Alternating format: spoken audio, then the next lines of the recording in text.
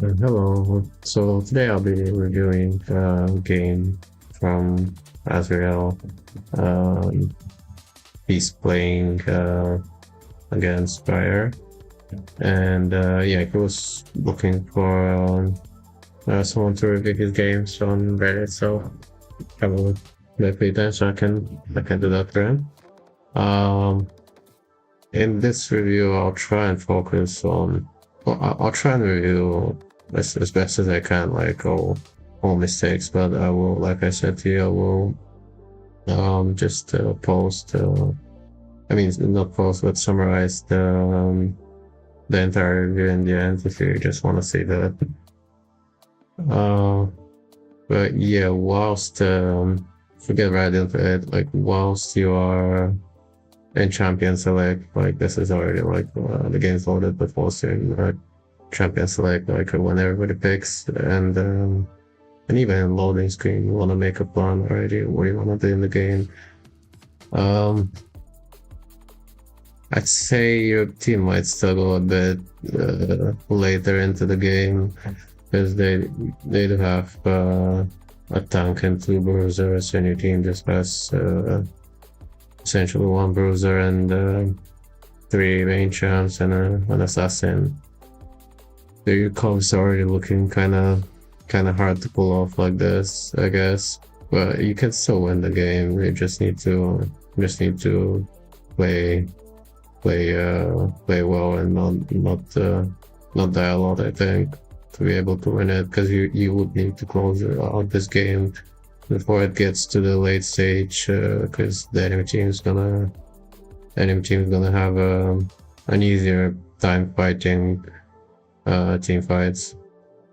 Wait, okay, let me show you.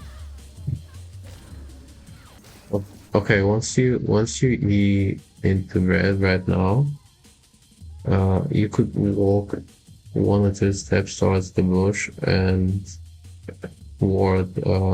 Here you see Caitlyn and Parrish on the plane. You see LeBlanc. More this down one that's not showing, but pretty sure he's in base, I guess, or gonna show on top. But unlike the more this year, so you can just walk a little bit down and use your ward, so you can ward either this bush or you can walk up and ward this bush in case Briar comes from not naturally if you know it's only the red buff that's spawning should probably run from top side. It should come from this way, so you probably better off actually warding this bush. But yeah, just small tip when you invade. Okay, there's 33 seconds to take right now, right after you clear road, you should be pressing base and buying your completed item, so you can march Briar's completed item, and you can look to contest the deck, because well, they got one deck and you guys have none. And your mid lane's winning, your bot lane's even. Your bot lane's actually doing okay because Ash is level 8 and Caitlyn's level 6. They're about even in gold.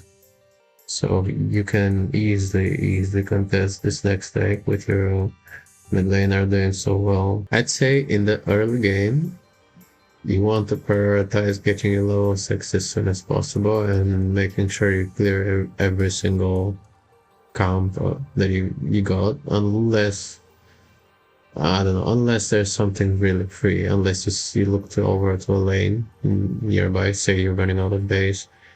This time your parting talked about, so you're running out of base and you are about to start your grump, and then you got the grump wolves, raptors, golems, and you're about to start hitting grump. You look towards top, you see, say, both top laners like 10% HP. You can move before you start your grump. You can move and look for a kill. But other than that, your comps will be always more valuable in the game than they will be late game. And what I mean by that is at least until like I don't know, level 9, level 10, um, you get a lot more experience from your camps than you would get from a kill. So are able to scale up your champion faster through farming your jungle. Right now on this timer, with a minute and a half to their spawning, you should be pinging with 18.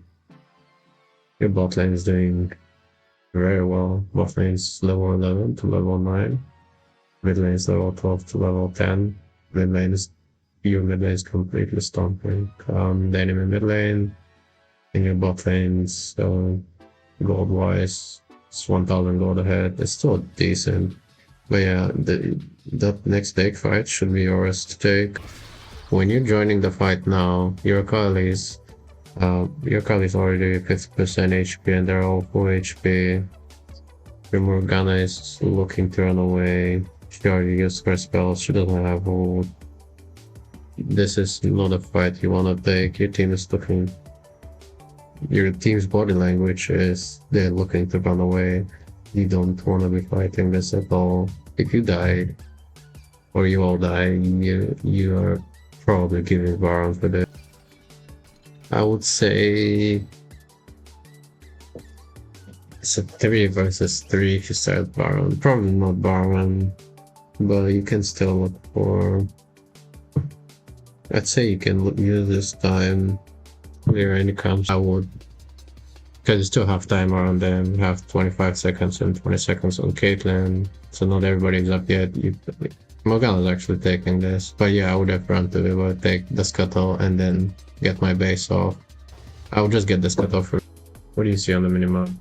There's literally nobody from the enemy team showing anywhere, so you have to assume they could be here, they could be here, they could be, I don't know, here, or anywhere where there's no vision. They could be waiting, and you walk in and you die. You have to be thinking about those things, especially 37 minutes into the game when you guys losing both Elder and Baron started with this sequence here where Seth got called out. Can't remember if anyone else was getting called out here. I don't think so. Yeah, you got called out actually. You had to flash out here, but you didn't die. I don't think anyone on your team was dead at this stage. So your set here dying allowed them to take the egg, and then basically whilst you're defending from the Mordekaiser push, they were able to take Baron. So it's really important to ping your teammates, or when you know something's gonna go. Enemy team is, but yeah, it came down to a few things, like the late game mistakes, which I thought is yeah, I'll just do a summary now of the entire video. So you clear, yeah, you need to concentrate on your first few clears, like until you get like level 6-7 at least. You wanna make sure you're clearing your jungle off respawn. That way you're staying up a level, like you're keeping it level relatively relative to the entire game. You're not falling behind levels compared to the enemy jungler, and you have your smite upgrade as well. So if you are say enemy jungler is like spam ganking and you are farming, you will end up having your 1000 smite before him, which gives you an advantage over objectives. And normally, if enemy jungler spam ganking early game, he will not be getting a lot of experience, so you will have a level lead as well. Plus the smite, bigger smite lead, so you can contest objectives and he won't be able to outsmite you, so you have advantage on that as well. And it's quite valuable on Quinn to get your level 6 as quickly as possible. It doesn't mean you have to, as soon as you get your level 6, you have to constantly look to fight. It just means you have it ready, and you can, whilst you're doing your camps, you can look at nearby lanes. Say you're doing ground, you look at top. You're doing wolves, you look at you look at mid, or actually, should I say, whilst you're running between camps, because while you run between camps, you have that time. You can peek over nearby lanes, like running from Grom to Wolves. You can peek at mid, running from Wolves to Raptors. You can have another peek on mid or bot, doing your vet, and Golem, same thing. You can still look mid and bot. Just whenever you're doing a camp or walking to the next one, you can look around the map and look at nearby lanes after you have your level 6. But before that, prioritize your getting your level 6 as quickly as possible and clearing your camps in a nice sequence, so the next time they respawn without any dead time between them. Because, say for example, I remember one time you did blue and then you went to wolves, you skipped Grump, which gives you actually a lot of experience. It gives, I think, the same or a little bit more than experience in blue. Wolves don't give that much experience. So if you wanted to skip any camp, I would skip wolves instead of Grom, simply because you get more value from getting Grom. But normally just don't skip camps of the game until you get your smite upgrade completed. You should be able to clear your camps in sequence, and by clearing them, you put the next spawning camps higher level, so you get scale faster. It just snowballs. Your experience snowballs, but it gets to a point where it's not so much. It's not that valuable to pick up your camps like around, I don't know, level 10 or level 9, 10. Experience from kill and experience from lane minion is starting to become a lot more valuable than taking camps. And at that point, you should already have around level 19. You should already have your smite upgrade complete. You should have probably like the 1.4k smite, and you can look for waves and kills a lot more actively. So that's about your clear. About I'd say pinging. Pinging is the second biggest thing that I didn't see from you. You have to ping. Like I said, you didn't see Briar on bot lane crab when you did your first clear. And if she's not here, the only other place she can be is here. And if she's on top crab, it means she was patting from bot to top. And once you know that, you gotta, when you're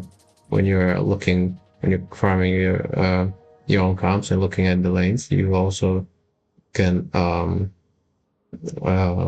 ping your laners that are pressuring deep. Say, for example, Akali was pressuring deep on mid lane, and you think Briar is here on the bot side, you can ping bot side, and then ping bot side danger, and then ping Akali on her base danger, just so she knows where Briar is, and she can expect where Briar can come from and gank her.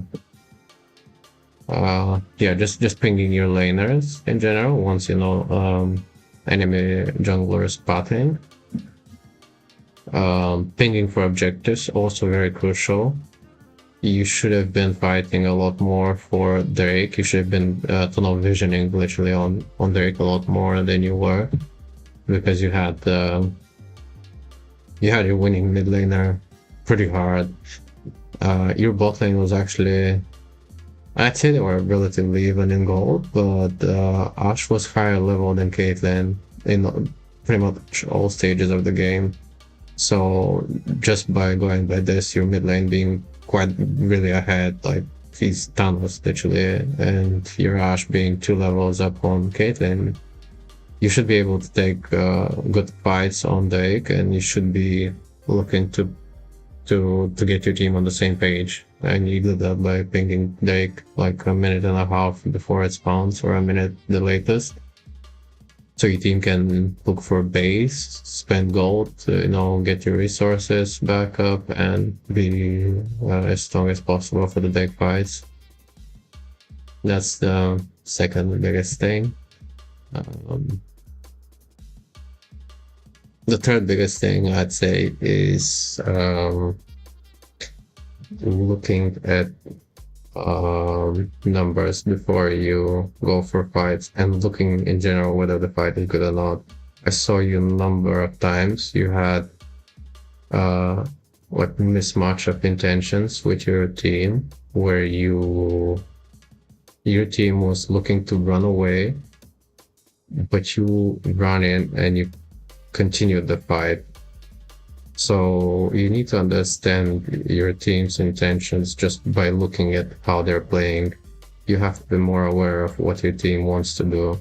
If you're seeing teams like peeling back and looking to run away, there's no need to fight. You can just maybe use spells to like use your Q on someone to blind them from the enemy team, so they don't see where they should be running. But like you should be using your spells defensively to maybe help your team escape, but not get yourself put yourself in a risk where you can die if your team like is looking to run away. And yeah, always look to look for good fights where you have numbers saying if your team is fighting like 3 versus 2, sure, you can join that fight and help them out. It's a winning fight. Or your team is, even if it's like 3 versus 3, but your team is like near enough full HP and your enemy team is like looking half HP, still a good fight. You can look for a fight. You need to assess the fights before you go into them. I don't think you were doing enough of that. Other than that, playing with your pinging, clearing your camps in a good sequence, being on the same page as your team, pinging objectives. Those few things that I just mentioned are the main things that you should concentrate on. And late game as well, especially like here, this big mistake. It was Seth that died, but you could have also just because you got called out just like seconds before him, you have to be pinging him. Now you ping the river, but you should ping Seth as well, because if you want to be paying attention, pinging your teammates late game, saving them those late game deaths is very crucial, because of as you can see, the timers are pretty long. Late game, you don't want to be dying, and you definitely don't want your team to be dying either. So you gotta make sure you do your best. What you can do is ping them. If someone's pressuring top deep and there's no one showing on the map from the enemy team, and you see it, ping them off. Like if you're not nearby in the area, if you see people, say like, I don't know, you see top lane pressuring and you see 2 people met and 1 person bot, there's only 1 more like there's 2 people that can show on top, and you know which ones are. You can maybe hover, and if you say example, your top laner is doing very, very good, you can look to cover this lane and make sure you can help him out if anyone tries to catch him off. But this is only if you think your set is doing good, and if you think you can win the 2v2 fight with whoever is you're gonna fight.